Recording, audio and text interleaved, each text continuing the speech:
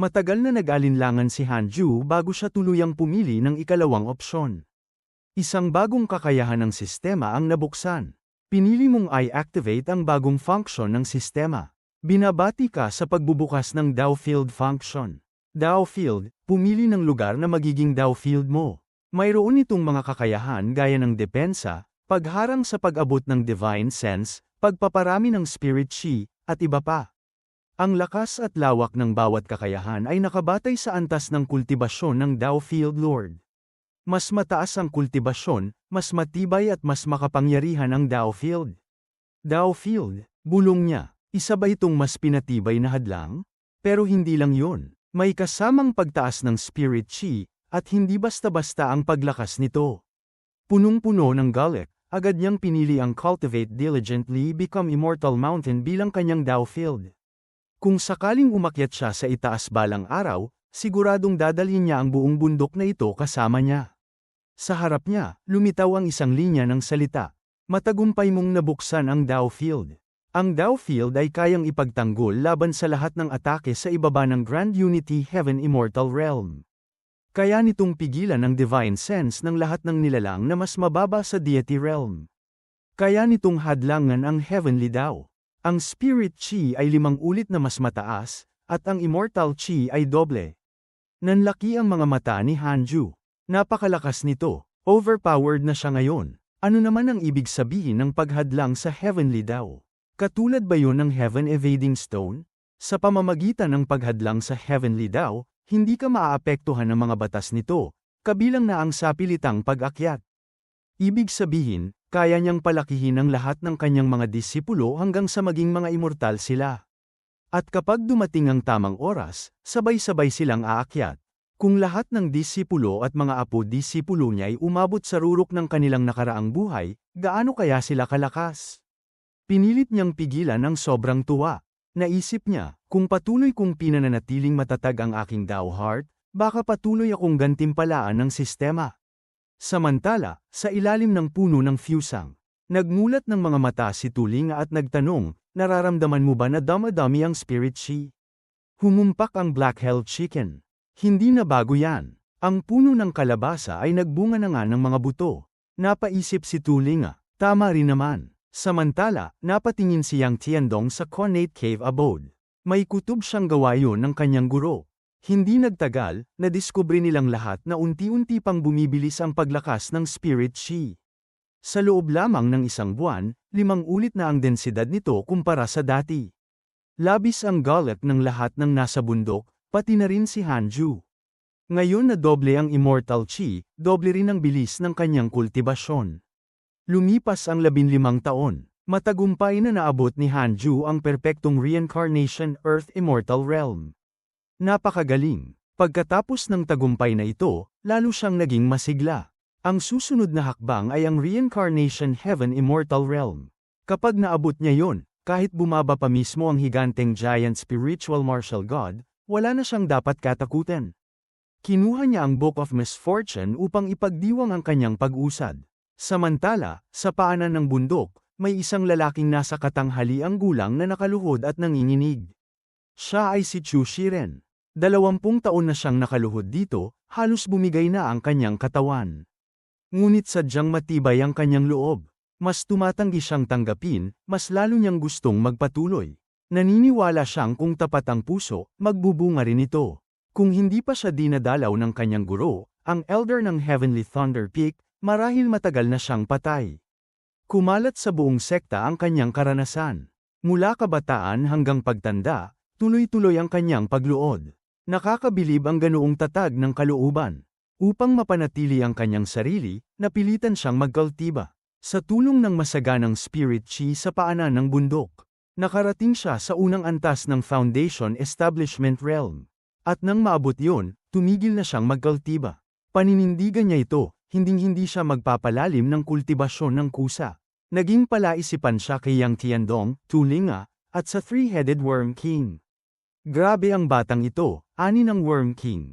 Umiling si Tulinga. Hindi lang grabe, sa loob ng 1 buwan lang ay nakalampas siya mula ika-8 antas ng Chi Refinement hanggang Foundation Establishment Realm. Ganang talento, imposible. Maging sa Heavenly Immortal Manor, hindi siya nakarinig ng ganoong kakayahan. Bakit hindi siya tinatanggap ni Master? Nagningning ang mga mata ni Yang Tiandong. Mas malakas pa siya kina Fang Liang at Meromchi. Agad siyang nagtungo sa kuweba ni Hanju. Lumuhad siya at iniulat ang tungkol kay Chu Shiren. Nagpakita ng kakaibang ekspresyon si Hanju. Isang buwan lang para sa ganoong pag-angat? Kahibangan na yon. Nag-alinlangan siya. Alam niyang maaaring may kaugnayan ito sa Supreme Buddha. Ngunit kung patuloy niyang tatanggihan, baka lalo niyang masaktan ang Buddhist sect. 20 taon nang nakaluhod ang taong ito, hindi ba sapat na katapatan yun? Ano ang dapat kong katakutin? Nakuha ko na ang isang war god mula sa Divine Palace, isang demon saint, at maging ang mga Golden Crow. Bakit ako matatakot sa mga Budista? Kung tunay silang kaaway, dapat ay nakatanggap na siya ng hatred points. Kung gayon, tanggapin mo siya, wika niya nang walang gaanong alintana. Tuwa ang bumalat kay Yang Tiandong. Mabilis siyang nagpasalamat at agad umalis. Napangiwi si Dao Comprehension Sword. Kailan kaya ako makakapili ng sarili kong disipulo? Marami ring babaeng disipulo ang nakaluhod sa paanan ng bundok, umaasang matanggap. Depende yan sa potensyal ng kultibasyon, sagot ni Hanju ng kalmado. Siguro nga. Pero umaasa akong darating ang aking natatanging disipulo. Nagningning ang kanyang mga mata. Napangiti si Hanju. Baka narito na siya. Nanlaki ang mga mata ng Dao Comprehension Sword. Saan? Sa puno ng Fusang. Golden Crow. Karapat-dapat ka ba? Biro ni Hanju. Kung hindi sila, baka ang Black Hell Chicken. O ang Chaotic Heavenly Dog. Ngumiti si Hanju. Hindi. Ang binhi ng Earth Immortal Gourd Vine. Natigilan si Dao Comprehension Sword, ngunit agad din siyang natauhan. Kung siya, na isang Heaven and Earth Grass, ay nagawang magbagong anyo, bakit hindi rin magagawa ng binhi ng isang gourd vine na higit pang makapangyarihan kaysa kanya? Samantala, tinulungan niyang Tiandong si Chu Shiren paakyat ng bundok. Pagkatapos ng 20 taong pagluod, nanginginig pa rin ang kanyang mga binti. Ngunit nakangiti pa rin siya, habang abot langit ang saya ni Yang Tiandong. Sa wakas, nakatanggap ako ng disipulo. Inaasam na niya ang araw na makikita niyang mag-iisa si Chu Shiren laban kina Fang Liang at Meromchi. Simula ngayon, ikaw ang una kong disipulo. Magsanay ka ng mabuti at huwag mo akong bibiguin, masiglang wika ni Yang Tiandong. Ngunit kumunat ang noo ni Chu Shiren. Magsanay. Imposible. Kailanman ay hindi ako magpapalalim ng kultibasyon. Nais kong maging disipulo ng deity-slaying elder upang hikayatin siyang talikuran ang kultibasyon at sabay naming tahakin ang dakilang landas ng kabutihan. Halos matisod si Yang Tiandong. Ano raw? Imposibleng hindi magkultiba? Gusto na niyang iwanan ang taong ito. Ngunit naisip niyang sa kasaganaan ng spirit chi sa bundok, tiyak na hindi magtatagal at mahuhulog din ito sa tukso ng kultibasyon. Kung hindi siya magkultiba, ano ang silbi niya rito sa bundok? Jiguro, kailan ko makikita ang deity-slaying Grandmaster? Tanong ni Chu Shiren na may pag-asa. Kung pangungunahan ng deity-slaying elder ang pagtalikod sa kultibasyon, tiyak na susunod ang buong Jade Pure Sacred Sect. Depende sa ipapakita mo, malamig na tugon ni Yang Tiandong. Hindi siya natuwa, hindi man lang siya kinikilala bilang guro. Samantala, sa isang madilim na mundo, nakahandusay ang bangkay ng mga halimaw na parang dagat ng dugo. Sa ibabaw ng bundok ng mga bangkay, nakaluhod si Fang Liang. Hawak ang kanyang espada, hinihingal at puno ng sugat ang katawan. Ibinangon niya ang kanyang mukha at tumingin sa kalangitan. Nandoon ang isang makapangyarihang figura, si Ji Xianshen. Nagtagpo ang kanilang mga mata. Magkakahawig ang alab sa kanilang tingin. Ano ang pangalan mo? Saan kang sekta galing? Tanong ni Ji Xianshen, malamig at mapanupil. Huminga ng malalim si Fang Liang. Ji Xianshen, kilala kita. Ang nangungunang prodigy ng Heavenly Immortal Manor. Ngumiti ng may yabang si Ji Xianshen. Mas lalo pang kumerba ang kanyang labi. O, kung ganun, alam kong galing ka rin sa parehong mundo.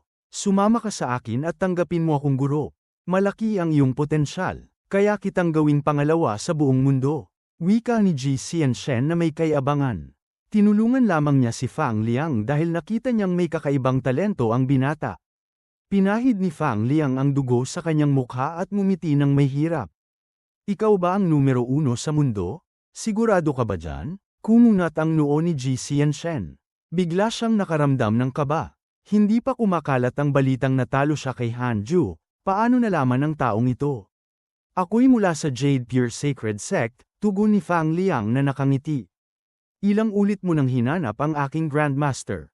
Nakalimutan mo na ba? Nanlaki ang mga mata ni Ji Xianshen. Napuno ng hiya at galit ang kanyang dibdib. Ikaw, apo disipulo ni Guan, ni Cao Cao.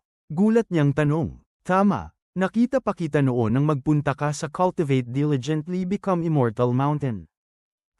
Saglit na kinutuban si Ji Xianshen na patahimikin na lamang si Fang Liang. Ngunit naalala niyang apo disipulo ito ni Hanju, hindi niya basta pwedeng galawin. Sa buong mundo, si Cao Cao lamang ang tunay niyang kaibigan at kasangga. Nagkasundo silang sabay na haminin ang Heavenly Court. Sa ganoong ugnayan, itinuturing na ring Grand Junior niya si Fang Liang. Ganun pala, ani Ji Xianshen na pilit itinatago ang kaba. Hindi basta-basta ang apo disipulo ni Daoist Cao. Dahil malapit ako sa iyong Grandmaster, bakit hindi tayo maglakbay sa Demon Realm? Kung mamamatay ka rito, tiyak na malulungkot si Daoist Cao. Bumaba siya sa tabi ni Fang Liang at ginamit ang kanyang spiritual energy upang pagalingin ang mga sugat nito. Ngumiti si Fang Liang. Sa totoo lang, dati rin akong disipulo ng Heavenly Immortal Manor. Ako si Fang Liang. Narinig mo na ba ang pangalang yun? Hindi, sagot ni Ji Xianshen ng malamig. Hindi ako nag-aksaya ng oras upang alamin ang tungkol sa mga disipulo ng Manor, lalo na ang mga wala namang halaga. Kaya bang ang wagas? Reklamo ni Fang Liang sa loob. Ngunit hindi pa rin niya mapigil ang hanggan ang taong ito. Si Ji Xianshen ang kinikilalang numero 1 sa mundo, kahit pa sa ibabaw lamang. 5 taon ang lumipas. Sa Cultivate Diligently Become Immortal Mountain, matagumpay na nabasag ni Hanju ang kanyang bottleneck at pumasok sa Reincarnation Heaven Immortal Realm. Umagos ang kanyang kapangyarihan. Umangat ang kanyang kaluluwa. Sa madaling salita, nakakamangha. Umuga ang buong bundok sa lakas ng breakthrough. 1 taon nang pinalabas si Dao Comprehension Sword mula sa kuweba. At ngayon nag-uusap sila ng iba. Muli bang nag-breakthrough si Master? Gulat na tanong ng Three-Headed Worm King. Napabuntong hininga si Yang Tiandong. Hindi lang siya masigasig magkaltiba, ang talento niya ay lampas sa atin. Nanlumo si Chu Shiren. Muli na naman siyang umangat. Hindi maaari, kailangan ko siyang hikayatin. Tumayo siya't nagtungo sa kuweba ni Hanju. Ngunit bago pa man siya makapasok, isang nakakatakot na puwersa ang tumilapon sa kanya. Bumagsak siya, duguan ang bibig. Agad siyang sinalo ni Yang Tiandong. Ngumisi ng may pang-aasar ang Black Hell Chicken. Yang Tiandong, bantayan mo ang disipulo mo. Kung matutuklasan ni Master ang iniisip niya, tiyak na kamatayan ang kapalit. Alam ng lahat, si Hanju ay tanging sa kultibasyon lamang nakatuon. Ang manggahas na pigilan siya, parang naghahanap ng kamatayan. Napailing si Yang Tiandong, hawak ang nawala ng malay na si Chu Shiren. 5 taon, 5 buong taon, at hanggang ngayon, hindi pa rin ito nagkaltiba. Hindi ka panipaniwala. May tao bang may ganoong pambihirang talento, ngunit sadyang ayaw magkaltiba? Para itong pagsuway mismo sa Heavenly Dao. Kung hindi lamang sa pambihirang potensyal ni Chu Shiren, matagal na sana niyang pinatay ito. Kapag naubos ang kanyang habang buhay, mapipilitan din siyang magkaltiba, ani Dao Comprehension Sword na natatawa. Napangiti siya, mabuti na lamang at hindi siya ang kumuha kay Chu Shiren bilang disipulo. Biglang nagsalita si Ada. Bagaman hindi siya nagkaltiba, ang kanyang kaluluwa ay napakalakas. May taglay itong aura na nagpapakaba sa aming magkakapatid.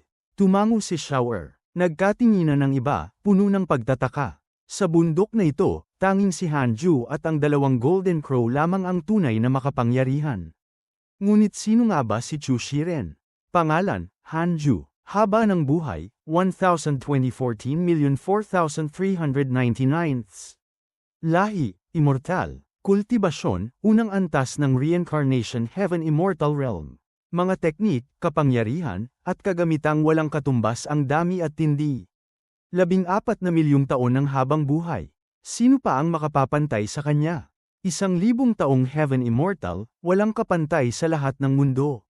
Ngunit hindi siya nagpadala sa kayabangan. Naalala niya, ang 2 batang Golden Crow ay ipinanganak na may Mahayana Realm cultivation, at yun pa'y pinakamababa lamang sa kanilang lahi. Kung ganun, gaano pa kaya kalakas ang kanilang pinakamagaling na prodigy? Pinigil ni Hanju ang tuwa at pinatatag ang kanyang pundasyon. Ang depensa ng Dao Field ay naitaas na hanggang Grand Unity True Immortal Realm.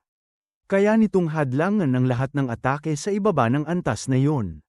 Binabati ka sa pag-abot sa Reincarnation Heaven Immortal Realm.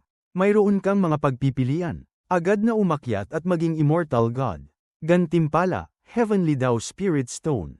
Huwag munang umakyat, magpatuloy sa kultibasyon.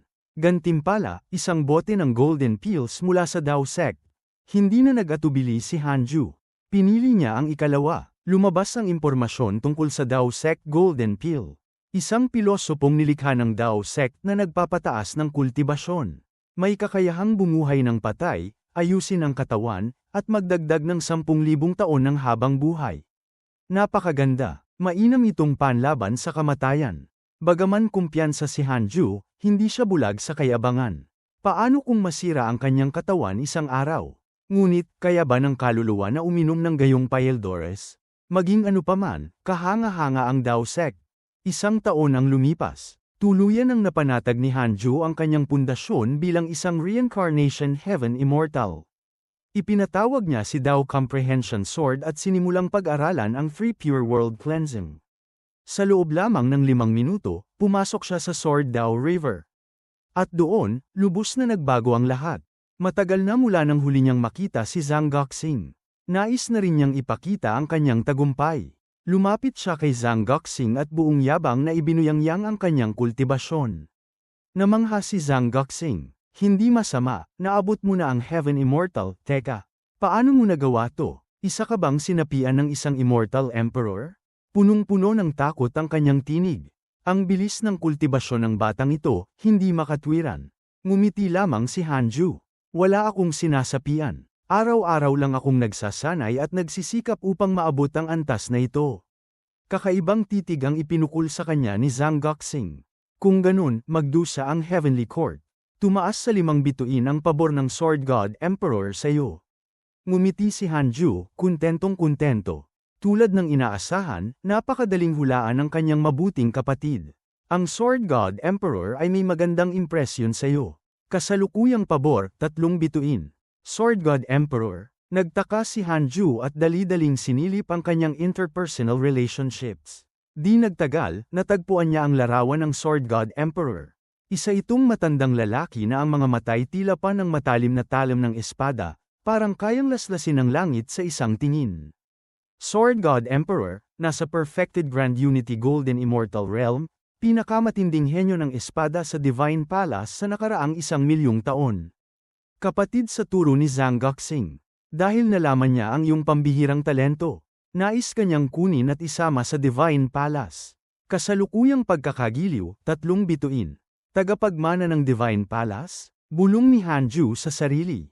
Perfected Grand Unity Golden Immortal Realm. Isang hakbang na lamang at magiging Immortal Emperor. Lihim siyang nayanig. Kung gayon, napakalakas pala ng junior ni Zhang Guoxing. Hindi pala ganoon kaina ang kanyang mabait na kuya. Bakit hindi ka sumama sa Divine Palace? Mungkahi ni Zhang Guoxing. Maaari kitang ipakilala, bagaman hindi kabilang ang Divine Palace sa ortodoksong linya ng mga Diyos at immortal. Patuloy itong lumalakas. Kahit ang Heavenly Court ay napipilitang magbigay galang dito. Nagulat si Hanju. Ikaw ba'y mula rin sa Divine Palace? Hindi niya mapigil ang purihin ang sarili niyang pag-arte. Sa kanyang pagpapakita ng pagkabigla, bahagyang lumutang ang ngiti ng pagyayabang sa labi ni Zhang Guoxing. Oo, noon, pero ngayon ay nag-iisa na lamang ako. Gayunman, mayroon pa rin akong koneksyon. Kung nanaisin mong sumama, hindi ka pababayaan ng Divine Palace. Sandaling nag-alinlangan si Hanju. Paano siya pupunta roon kung si Merong Chi mismo ay may alitan sa Divine Palace? At ngayong napalakas na niya ang Dao Field at napuno ng makalangit na Chi, wala na siyang pangangailangang umasa pa sa iba. Pag-iisipan ko, nakangiti niyang sagot. Hindi mo maiwan ang mga taong nasa paligid mo, hindi ba? Seryosong tugon ni Zhang Guoxing. Mahirap dalhin ang pamilya sa landas ng kultibasyon. Kahit ang Grand Emperor ng Divine Palace ay hindi kayang protektahan ang lahat ng malapit sa kanya. Imposible ring umabot silang lahat sa Immortal Emperor Realm upang maging walang hanggan. Kahit ang isang henyo gaya mo, kung nais mong umabot sa antas ng Immortal Emperor, kailangan pa rin ng kapalaran. Tahimik si Hanju, hindi siya naniniwala sa kapalaran, ngunit hindi rin niya kayang kontrahin ang mabuting intensyon ng kanyang kuya. Nakangiti siyang tumugon, kung sakaling wala na talagang ibang paraan, maaari mo akong ihatid sa Divine Palace. Pero sa ngayon, ayaw ko pang umakyat. Marami ang kaaway sa itaas. Delikado, simula nang magkaroon siya ng Dao Field, lumaki ang kanyang ambisyon. Hindi niya nais na siya lamang ang aakyat. Gusto niyang dalhin ang kanyang mga alagad at apo-alagad. Nagpatuloy pa silang nag-usap hanggang sa iwan ni Hanju si Zhang Guoxing upang ipagpatuloy ang paglalakbay sa Sword Dao River. Habang tinitingnan ng papalayong likod ni Hanju, napabuntong hininga si Zhang Guoxing. Hindi ko akalaing ang dating padalos-dalos na batang yon, ngayon ay isa ng Heaven Immortal. Kay bilis ng panahon, sa isang immortal, ang 1,000 taon ay kasing iglap lamang ng isang panaginip. Marahil nga, ayon sa kasabihan, isang araw sa langit ay katumbas ng 1 taon sa mortal na mundo. Baka balang araw, siya ang yayanig sa 6 na mundo, bulong niya sa sarili. Samantala, patuloy na naglakad si Hanju, lampas sa mga taga-kultiba ng espada.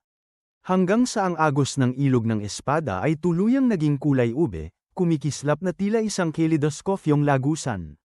Halos wala nang ibang naglalakbay dito. Nararamdaman na niya ang bigat ng presyon, ngunit patuloy pa rin siyang lumalakad.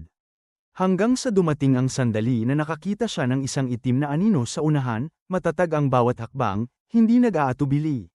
Sino siya? Bulong niya. May kakaibang damdaming bumalat kay Hanju, na baka mas mababa siya kaysa sa figurang yon. Pilit niya itong tinaboy sa isipan at nagpursigi.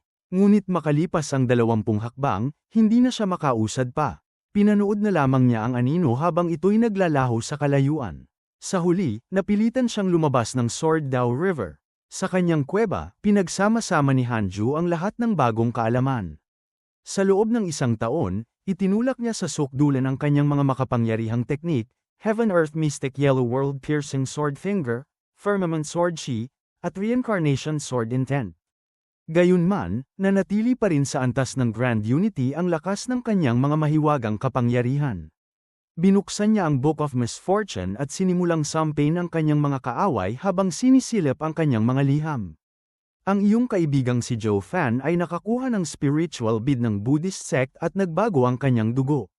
Ang apo-alagad mong si Merong Chi ay nakapasok sa body integration realm matapos ang isang madugong laban. Ang apo-alagad mong si Fang Liang ay sinalakay ng mga demonyo pinarami ng 230,045.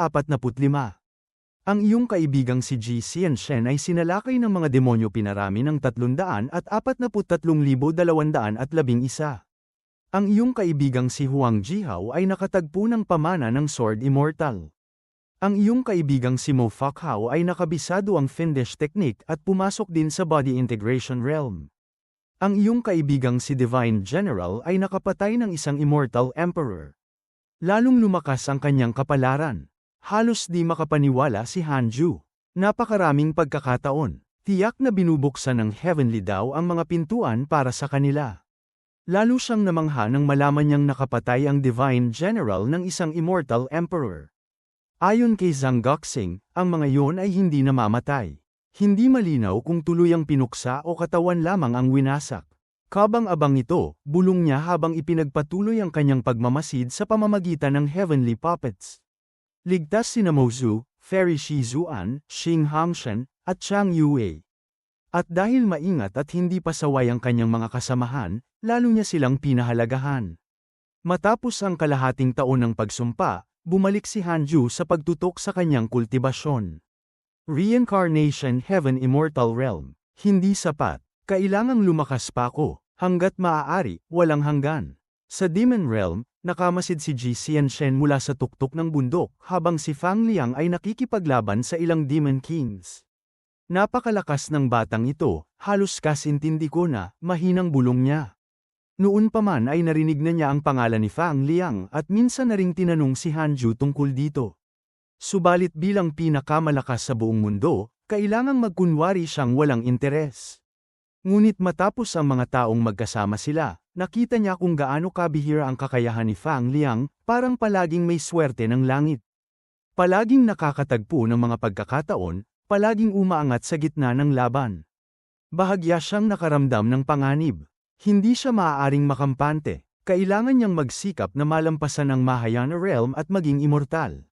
Pero isa rin itong alalahanin, baka mapilitan siyang umakyat. Paano kaya nagagawang manatili ni Cao Cao sa mortal na mundo? Lihim niyang tanong sa sarili. Kailangang kausapin ko si Hanju. Ngunit bago pa man siya makapag-isip ng mas malalim. Boom! Naglagablab ang makakapal na ulap, umalingaw-ngaw ang walang hanggang kulog, at bamalat ang nakakatakot na presyon sa buong mundo. Napatingala si Ji Xianshen, nanginginig. Ang puwersang ito, bigla niyang naalala si Yang San. Bumaba na naman ba ang isang nilalang mula sa upper world? Maging si Fang Liang ay napaurong, ramdam ang panganib.